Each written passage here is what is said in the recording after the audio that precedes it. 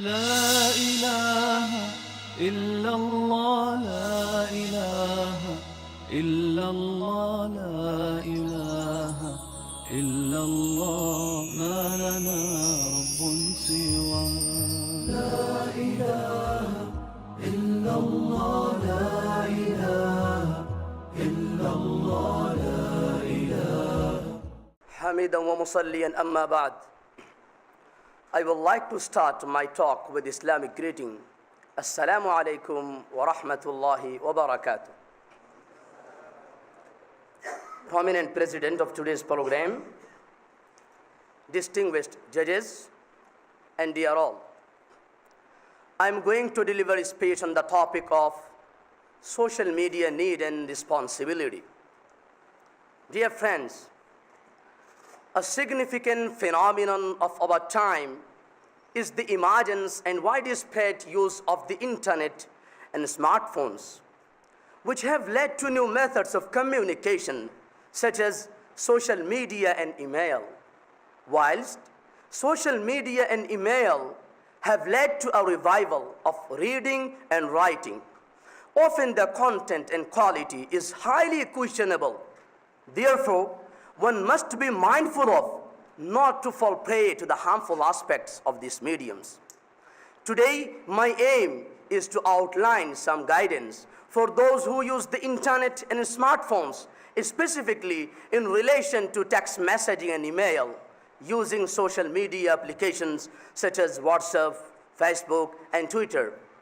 As it is rightly said that technology is a useful servant, but it is a dangerous master too.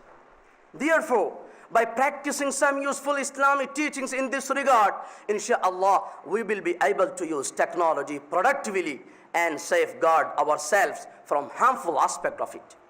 Dear learned friends, a common trend upon receiving a message is the thoughtless and endemic usage of the forward or share options.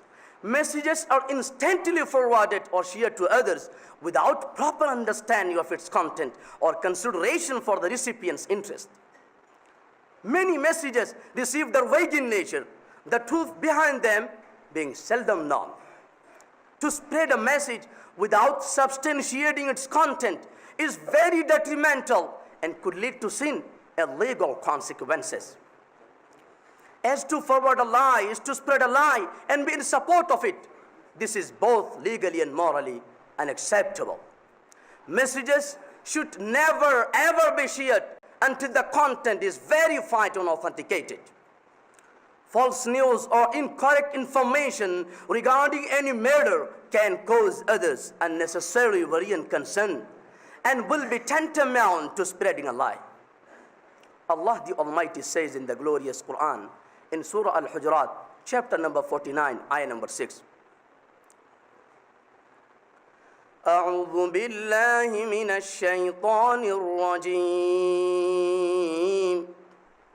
يا أيها الذين آمنوا إن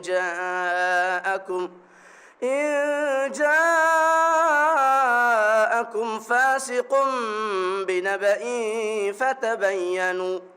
فتبينوا أن تصيبوا قوما بجهالة فتصبحوا على ما فعلتم نادمين. O believers, if any evildoer brings you news, ascertain the correctness of the report fully, lest you unwittingly harm others, and then regret what you have done. Further, our Prophet Muhammad, peace be upon him, said, كَفَى بِالْمَرْءِ كَذِبًا أَنْ يُحَدِّثَ بِكُلِّ مَا سَمِعَ. To narrate whatever one hears is enough for an individual to be considered a liar. Muslim Sharif. My respected audience, messages of an Islamic nature demand even more precaution. Verses of the glorious Quran and a hadith of our beloved Prophet Muhammad, peace be upon him, with their translations are often carelessly typed, miswritten, or many times are sheer falsehood. Yet, they are haphazardly forwarded and shared on social media in the name of serving Islam. Oh, alas! Our Prophet Muhammad, peace be upon him, has warned us. Whosoever speaks about the Quran without knowledge should take his place in the hellfire. At-Tirmidhi. Allahu Akbar. In another hadith, he, peace be upon him, mentions, a lie against me is not similar to a lie against any common individual. Whosoever lies regarding me should take his place in the hellfire. Al-Bukhari. Allahu Akbar. Allahumma hafadna min. One should be precautious when forwarding messages with seemingly Islamic teachings without being completely sure of their authenticity, or else such grave warnings await him or her. Yes, once authenticated messages may be thought for shared.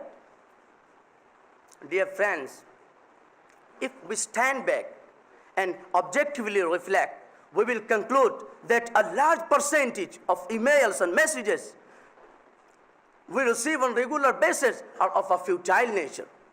Our deen encourages engagement in prosperous activities and to avoid spending invaluable time and energy on any endeavors which are of no avail or in some instances harmful. Our Prophet Muhammad, peace be upon him, said, "Min husni Islamil mar'i tarku ma la yani."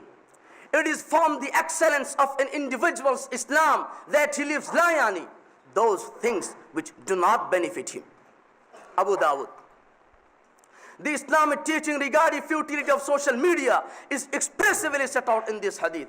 One must contemplate before writing or forwarding any message. Is it of any benefit in this world or the hereafter?